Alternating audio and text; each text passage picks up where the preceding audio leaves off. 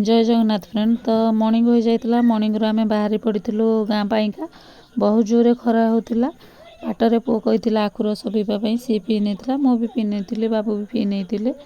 तो आमे आखु रस पी सारी पळेई आसितिलु। प्रायतः 50 किलोमीटर पळेई आसितिलु, किंतु पाग पूरा भी चेंज हो गला।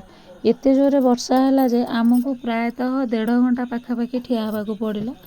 1.5 घंटा पर वर्षा छाड़िला, पुणी आमे घर को पुणी बाहरी थिलु। तो जदि वीडियोटी आपको भल लगे तो लाइक कमेंट और सब्सक्राइब करने को जमा भी भूलें। तो आसवा बाटर एमती ही किसी व्यू पड़े, बहुत सुंदर भी व्यू अच्छी, किंतु दी पट बहुत जंगल होता है। प्रायतः 4:30 हो जाता आम आसिक गाँव में पहुँचला बेलू। तो ये किसी गाँ पाखापाखि व्यू मुझे जाइली, किंतु तापर आ वीडियो कर पारि नथिली। तो तापर दिन सकाळ हो जाइतिला, महालय श्राद्ध हो जाइतिला। तो सेतिपाइका आमर लंच पे भी प्रिपरेशन हो जाइतिला। और भात डालमा खटा खीरी ये सब हो जाइतिला।